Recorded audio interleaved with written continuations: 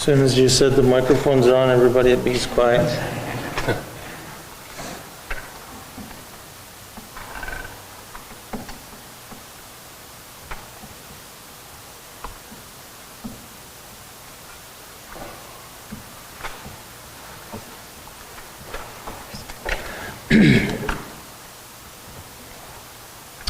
Okay, I have 6 o'clock Capitol time, so we will call the public hearing to order, please.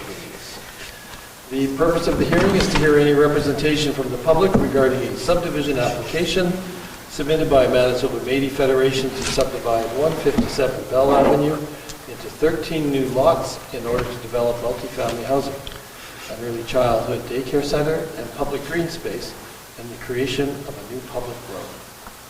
I see some gentlemen here from the MMF. Would you like to proceed? Maybe just introduce myself. So Brendan Butler, project manager on this project. I work for the Manitoba Métis Federation. Happy to be here. Margaret Friesen from Landmark Planning Design, here engaged by the MMF to come up with the initial design, work with them on our responding to RFP, and now we're through the formal subdivision process on their behalf. Really happy to be here.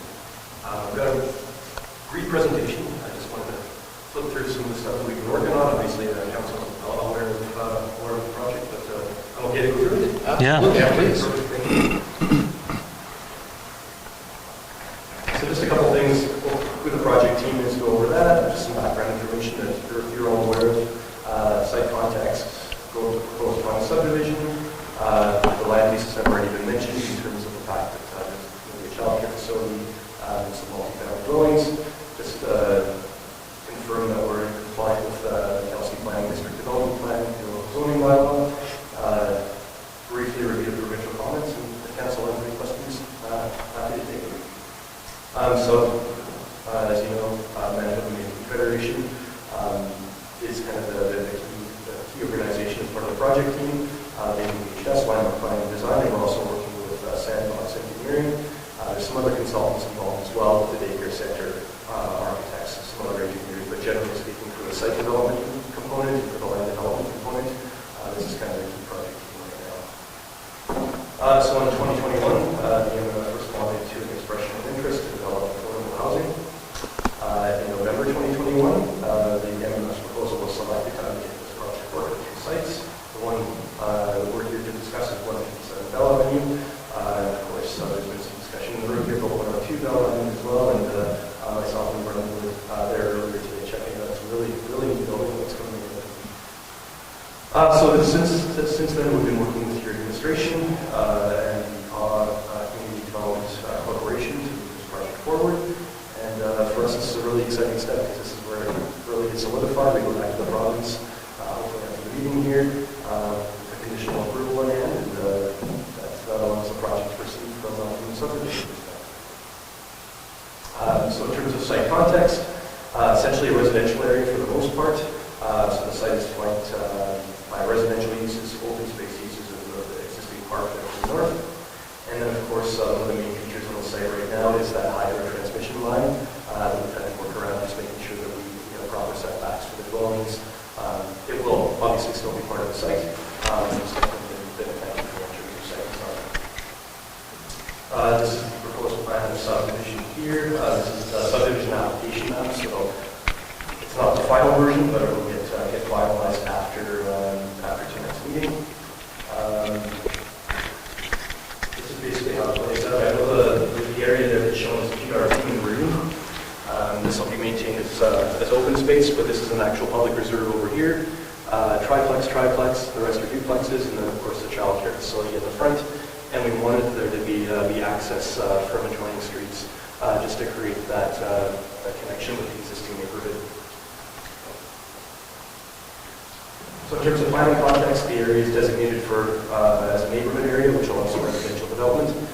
Pretty standard, it's a residential neighborhood, so you want to see more residential development there. You don't want to see uses that are overly offensive for the industrial nature, so the proposal makes sense from that perspective. Sorry, just got a question. Sure. So if, when you were doing the plan, are they telling you that you have to have access points for for travel, for like, whether it be walking paths, or it has to be part of your plan? Like if you, like you mentioned that thoroughfare, that was there to go, if you didn't have that, when you're putting your proposal, would they deny it, saying that there's not access points? I don't think so. The language in the development plan is rather general. It's more so just based on best practice. If there's a way of integrating a new subdivision with existing areas and ensuring that there is those active transportation routes that you can actually walk through instead of always having to run everywhere, we make the best effort to try to encourage that, and that's definitely been part of this design here. We'll move through from one area to the next. No, great, just kind of I just asked as part of another issue we had, because I remember hearing from Kelsey Planning that when you are proposing a new subdivision, that those are almost mandatory. So, and in some cases, they don't work out great in some areas. It encourages other things that aren't great, so I was just kind of curious. So, okay, go ahead. Yeah, definitely, and it all depends on other data, and often depends on the design of them too, because you want people to feel safe as they're moving through those spaces. Yeah. They can't be connections, but you want them to be done properly, so there's still open space, you feel comfortable walking through there, and you want to use it as not really a cut through, but a legitimize access to the site.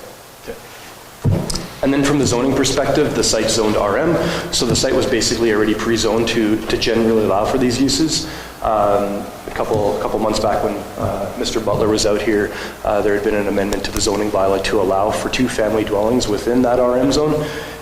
Typically, 2 family dwellings are allowed within multifamily zones because they're kind of the smallest basis for having multifamily, 2 families, 3 families, multifamily kind of thing. So that wasn't a part of your zoning bylaw, so it has been updated.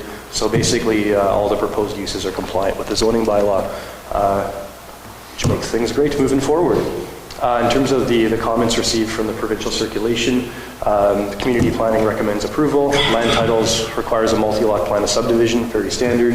And then, of course, easements from both of the utilities that run through the area there. So that's it. Just wanted to provide a high-level overview of what we've been working on, and we appreciate the opportunity to present to you and come up here today. That's awesome. In front of council. So yeah, thank you. Any questions? I'm sure the 2 of us can probably field anything. If the approval goes through, when do you hope to start? As soon as possible. So it's depending on when we get the approval from the province there.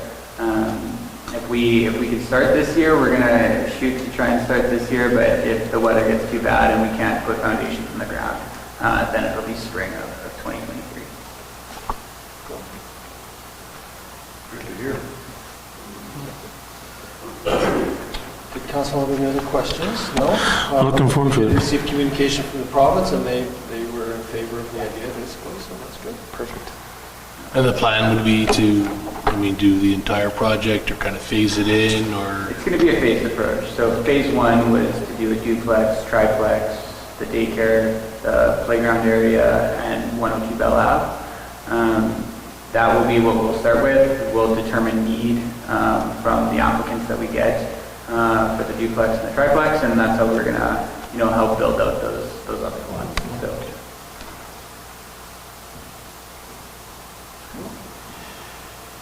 All right, thank you, gentlemen. Thank you very much. All right, motion to adjourn the hearing. I just got to switch